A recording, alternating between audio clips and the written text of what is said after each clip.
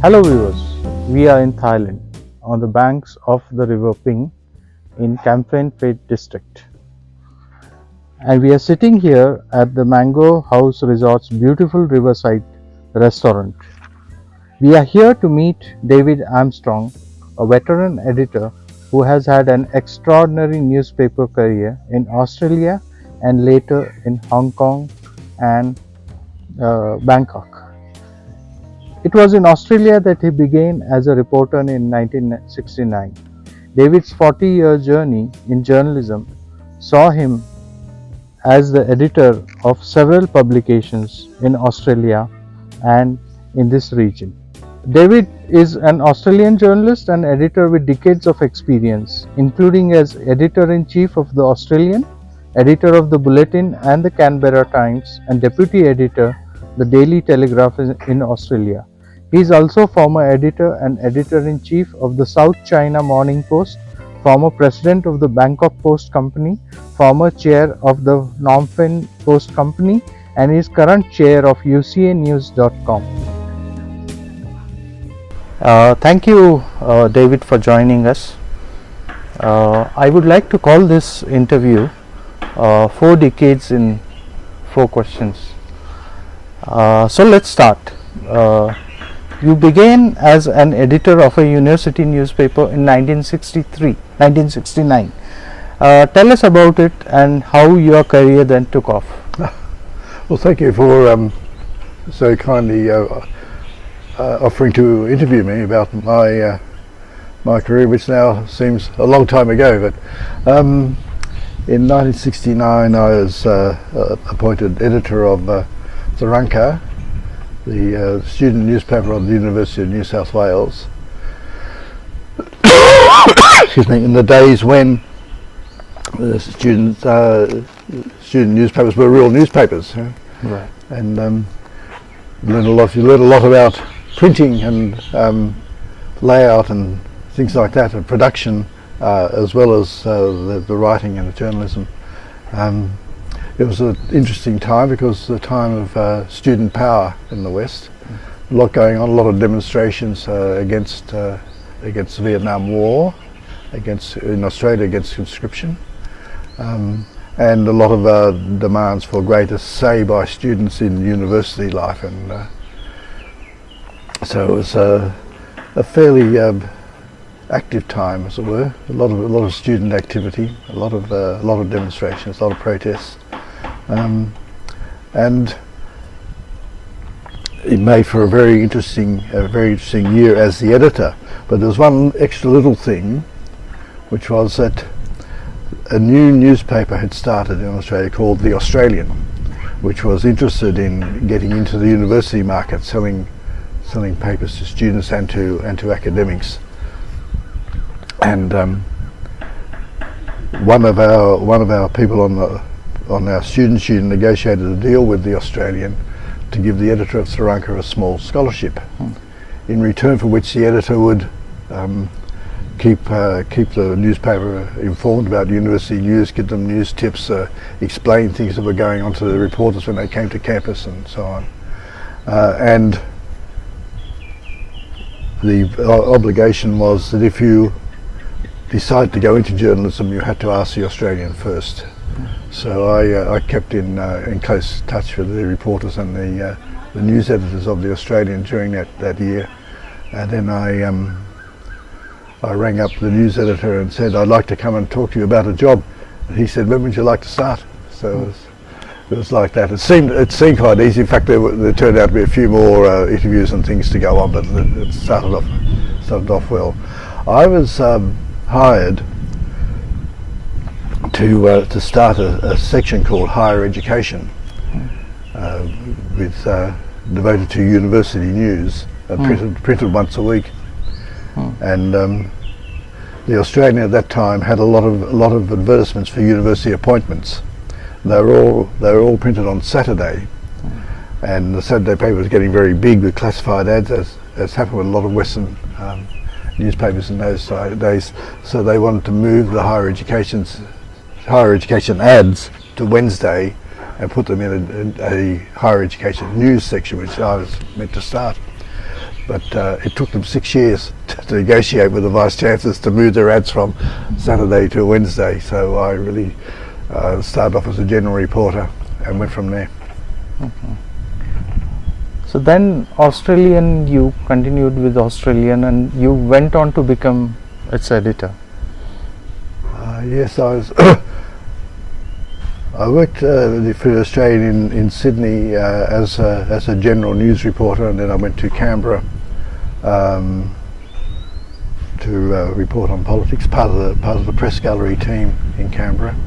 Then I came back to Sydney after a while. There was a time of great opportunities for young people.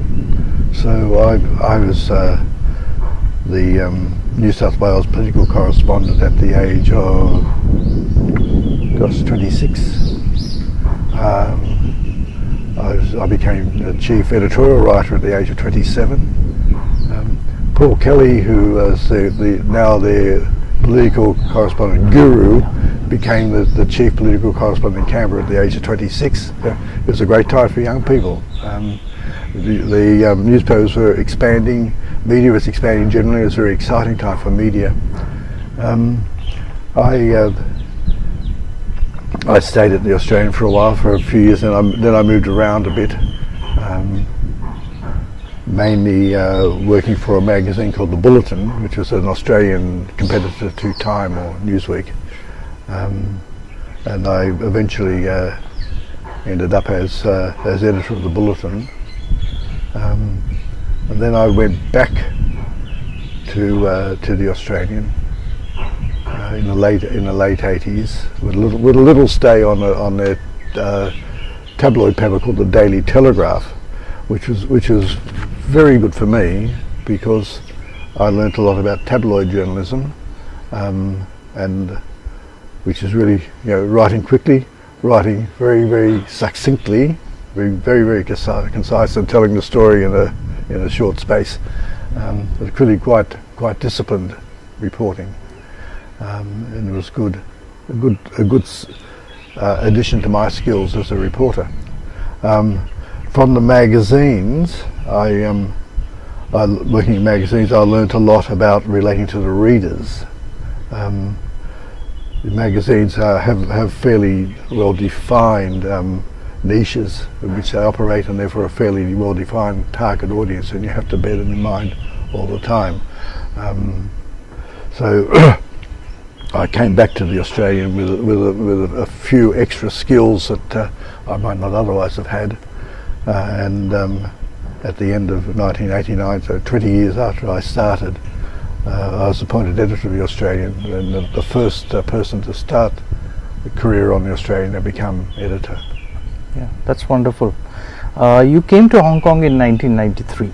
How did the shift happen from Australian to Hong Kong? Yeah, it was a little bit complicated. Hong Kong, South China Morning Post in Hong Kong was then owned by News Limited, or News Corporation now, which was owned by the Australian operating company of Rupert Murdoch's empire. And I've been talking to the chief executive, Ken Cowley, about going to Hong Kong when the next vacancy came up, which was in 1993, and it was kind of agreed, not signed, sealed and delivered, but that was the expectation. In the meantime, Ken Cowley and Murdoch to some degree were very close to a guy called Kerry Stokes, who now owns the Channel 7 network, television network in Australia, but then also owned a newspaper called the Canberra Times.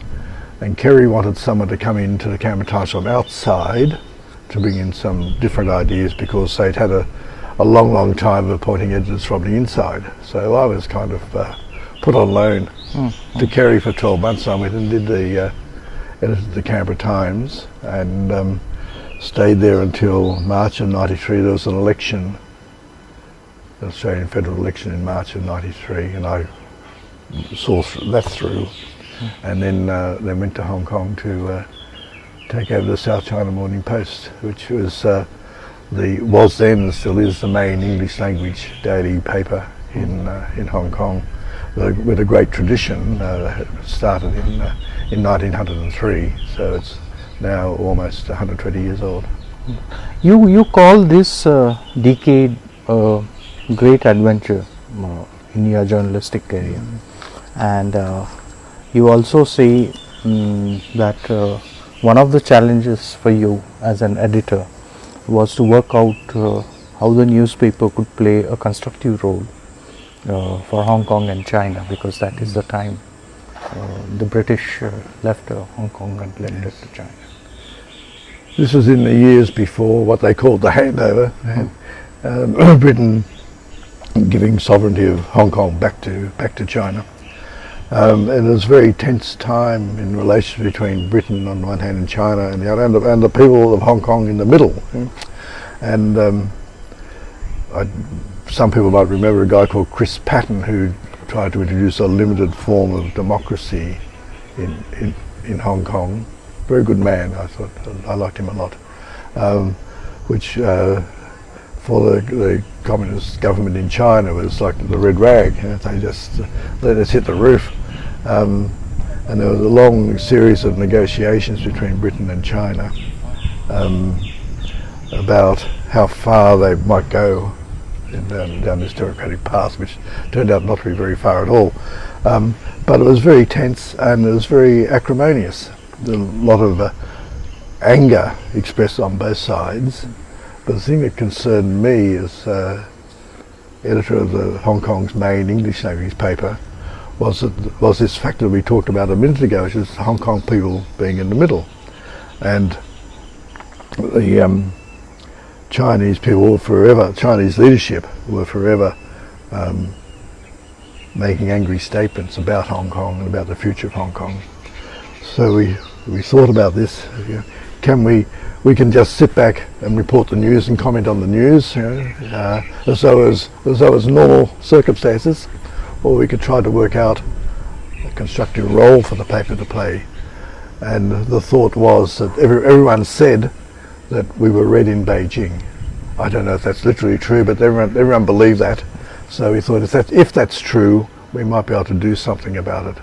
And what we ended up doing was to, instead of engaging in this verbal slanging match with China, and as had been in the past regarding Britain as good and China as bad, rather looking at what China is proposing on its merits and making judgments about that, but also trying to explain to China why Hong Kong, brought up not under democracy but under a British liberal system as far as ordinary everyday human rights were concerned, was quite different to China, explaining to people in Beijing that Hong Kong was different and had to be governed differently, had to be governed with a lighter touch, and then taking issues as they arose and putting them into this context. And also saying, as we got closer to 1997 to China, you're going to inherit this wonderful jewel called Hong Kong, and if you keep on bashing up the people of Hong Kong, you'll destroy it. You should want to inherit something that's a real going concern, a real thriving concern, and you should stop bashing up the people, and you should start taking them into your confidence and treating them as grown-up people, and working out your plans more calmly, and trying to develop Hong Kong and bring the Hong Kong people along with you. Now, I'd like to think that had some small effect. You never know, but eventually China did adopt a more reasonable stance towards Hong Kong, so I'd like to think perhaps we played a small part in that. Yeah. You also worked as an editor at the Bangkok Post, and you were also assigned the editorship in Cambodia. But the issue here I would like you to throw some light on was, in Australia it was different for you because you were working among people who knew journalism, and here you found that a lot of non-journalistic issues did confront you, you know. This we are talking about newsrooms, you know, how you operate in the newsrooms. The two ways in which Hong Kong and Bangkok were different from Australia. One was Hong Kong, is the nature of the society in that difficult period, was that there were rumours all the time. A really very active rumour mill. Almost none of them were ever true, but it was very active all the time. And one of the beliefs in Hong Kong was, this is a strange thing to say, that the newspaper made the news. Not that you reported the news, the belief was you made the news. You somehow conjured it up. And the person who somehow conjured it up was the editor. So you had to spend a lot of time telling people, no, it's not the way it works. And then a lot of time just ignoring rumours, because you knew they weren't true, and they have a lifespan of a day or two anyhow, so it didn't matter so much. One of the big cultural differences when I came to Bangkok is a difference between Thais and many other people. I'm a long way from being a saint, and from time to time when things got tense or tough in the newsroom, you lose your cool a bit or yell at someone, then apologise later but still do the yelling. And I found that in Bangkok Post and in Thailand generally, that losing your cool is culturally a very bad thing to do. In English we talk about having a cool head or a hot head. In Thai they have a lot of heart words. Hundreds and hundreds, maybe close to 1,000 heart words. So they talk about having a cool heart or a hot heart. Jai Rawn, the hot heart, is a very bad thing, and Jai Yen, the cool heart, is a very good thing. So to lose your cool when dealing with people with difficult issues is a very bad thing to do. Now, if you get angry, it's acceptable to be kind of coldly angry, keeping your temperature under control, but not using bad words, but just from the tone of your voice, making it clear that you're displeased, and that's it, just the tone of your voice. But there was one time we had a really bad incident on Bangkok Post where I did start to lose my cool. Fortunately, it was with people that I knew quite well. So someone said afterwards, "You got away with it this time, but don't do it again, because it's not on in Thailand." So I learned very quickly that you had to keep things cool. And you could even make them cold, icy, but you couldn't let them be hot. Tell us something about your stint in Cambodia, because it certainly would have been post-Khmer Rouge regime. Oh yes, it was. Maybe you saw the country recovering. How were Cambodians vis-a-vis Thais? I saw the beginning of a very strong recovery in Cambodia. In fact, my position there was as chairman of the company. And the one thing I noticed was that Phnom Penh was getting tall buildings. Here, there. And if you go there now, it's just like any other big modern city. But then the tall buildings were a bit of a novelty. But I said to one of the guys, we should do a story about the skyline of Phnom Penh, and that was really the time when the city was just starting to take off again. The undemocratic nature of the government was quite plain then. We knew we were dealing with a very authoritarian leadership. However, at that point, the government didn't worry terribly much about the English language press, so we could get along then without too many restrictions, just by being a bit careful. You could report quite sensitive subjects if you were careful with the language, which is difficult to do now. And in fact, I had quite a friendly relationship with the information minister.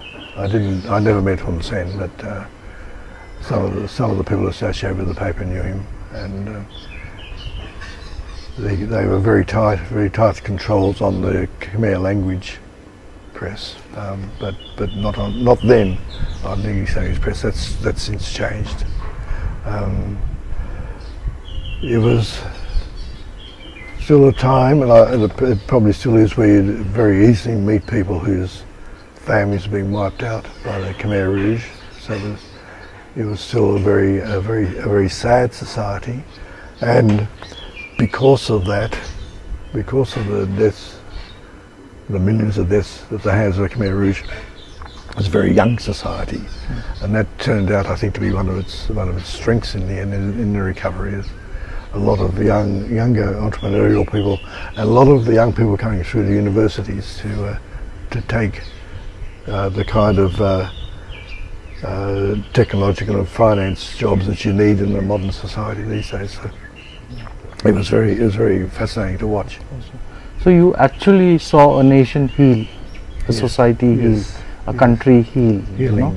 Right. And I'm sure it must have been a very emotional experience for you, because beyond a newsman, you are also human, and you too were recovering from personal tragedy. In fact, in one of the interviews I saw, you mentioned that there was a time you thought your career is done, you are done with journalism, but then again you come back. Yes, two things. My late wife died 20 years ago of a disease called motor neurone disease. In America it's known as ALS, and it essentially shuts down all the motor muscles in a person's body. So a person can't move, can't speak, can't eat, has to be fed through a tube, but they're still fully alert.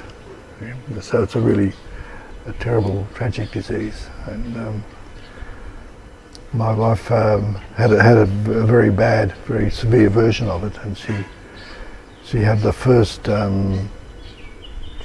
symptoms in October of 2000. It was actually at our first symptoms at our 20th wedding anniversary dinner, and then it took a while to get an official diagnosis. So diagnosis in February, and then she died by July. So from first symptoms until dying was only 9 months. And I think I thought I kept on going as I was then editor-in-chief of the Australian, and I kept on going for a few months, but it became clear that I just couldn't keep the focus on that kind of job, and I thought maybe that would be the end of my career. So I stepped down and took a more kind of corporate job, less pressure, and I think built myself up a bit, and eventually South China Morning Post got in touch again and wanted me to come back. It was almost 2 years between my wife's death and their contact. So by that stage I felt able to go back into journalism, and I went back to Hong Kong. But you're right though about Cambodia. It's a very was, probably still is, a very sad society. So many people with sad stories. And the things I just couldn't do. I know I couldn't go to the Killing Fields Museum, for instance. Not then. It was still, for me, everything was still too raw and rough. I just couldn't. Even though I knew people whose families had been decimated or more than decimated by the Khmer Rouge, I couldn't go and see I couldn't bring myself to go and look at the museum. I couldn't face a death like that. Mm-hmm.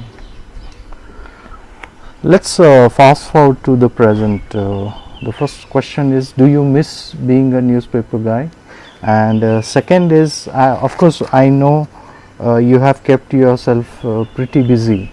You have been honorary director for ucanews.com, and I am sure I read about you're in advisory roles with several organizations, and I think you also teach or taught for some time. So tell us about your post newspaper days. Yes. I usually think about the newspapers that I'm very glad I did it, but I wouldn't want to do it now. No, you don't want to do. It's very, very tough now. The papers that have successfully made transition to a digital future are in many cases doing quite well, but the operations are much tighter, much more constrained by financial considerations, and than was the case in the past.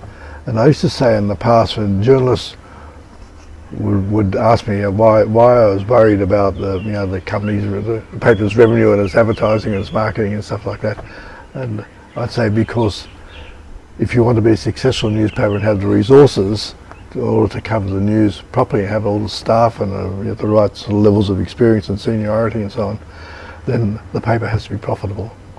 So that's a concern of mine. I never sold advertising or anything like that, but I found ways of working with advertising and marketing that didn't compromise the editorial principles to help them along, because I wanted a financially strong paper to enable us to do things well.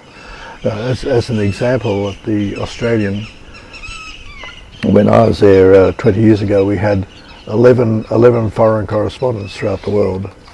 Now in this digital age, where the newspaper revenues have largely disappeared and the digital revenues are only now coming through in a strong way, we had 11, they now have 3. And that's the difference that it makes by having a profitable newspaper. Yeah.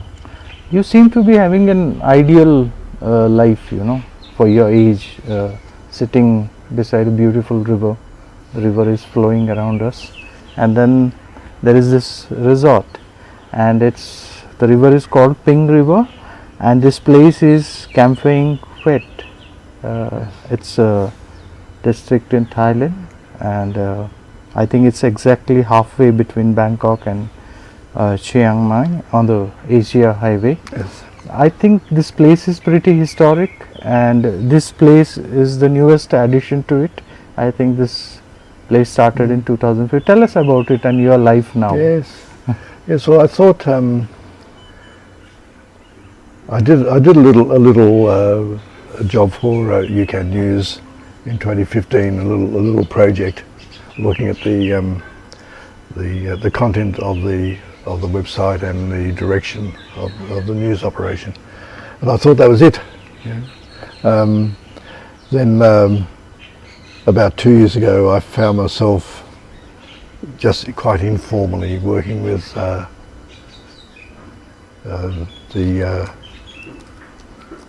executive director and 2 of the directors of UCAN on ideas for trying to attract more donations to the website. And it happened to be at a time when they were looking at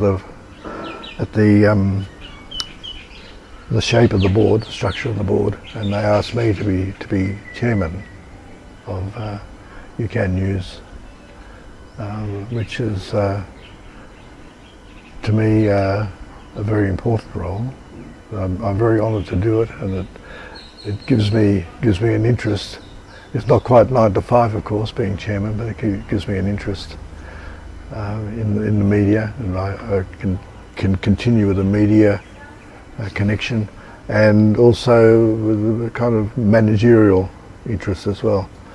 But as it happened, at the time when I was asked to do this project in 2015, was also about the time when we were starting our resort. My wife comes from Kamphaeng Phet, and we decided to build this resort and restaurant by the river it would fulfill her dream to be an independent operator, and she's a wonderful cook, fabulous cook, and we used to say we have the best food between Bangkok and Chiang Mai, and I'm sure that was true. Anyhow, we were just about at that same time we were just about to open this, which we then did at the end of 2015, and it's been great fun. Very difficult during COVID because the lockdown after lockdown after lockdown. We built the restaurant up, built the business up over the years, and then over about 4 or 5 years, and then COVID came along, bang, lockdown, and then Nishapar kind of relaunched the business at the end of the first lockdown, and it just took off, going fabulous. We had people left, right, and centre. It was really booming, and then bang, another lockdown. And we didn't reopen properly until I think October of last year. It's going quite nicely now. We were quite welcomed locally, well, partly because Nishapar is a local girl, but also it was the first big new resort on the riverfront for about 20 years. So it was a big deal. It's a lovely place to be. It's Kamphaeng Phet was a very important town in the entire history in Sukhothai and Ayutthaya kingdoms, going back to the 1200s. It was a sort of military fortress town because if people were attacking south into Thailand, and then often we came from Chiang Mai or from Burma, Myanmar as we say now, Burma as the Thais say, they come down the river. So the fort was by the river, and they had to get past that, and there was a big walled city they had to get past as well. But that its main function was to be a military town. But in the 1200s, I think it was, the Ayutthaya kings embraced Buddhism as what we would call a state religion, and there was in the Sukhothai, the rest of Thailand too, I guess, but particularly in the Sukhothai kingdom itself, a real surge of temple building. This is going from memory now, but I think Sukhothai has 106 old temples. There's the town that they designated as their religious centre is called Sisa Chanalai, which is north of Sukhothai, has more than 100, I think 138, but a lot. And here in Kamphaeng Phet, even though its main function was to be a military town, there's still about 60 ancient temples. So it's historically interesting. It's interesting just to wander around and look at them, and then we come back home here, and it's very peaceful, very relaxing. And the best food in town. I hope so. I think so. Absolutely. Yes. Yeah. So wonderful talking to you, David. Thank you for granting us our request and for your precious time. It was a pleasure talking to you. Thank you, Anusha. It was a great pleasure talking to you. I'm very honoured that you took time to talk to me. Thank you. I was speaking to David Armstrong. I will see you next time with another personality. Thank you for joining us.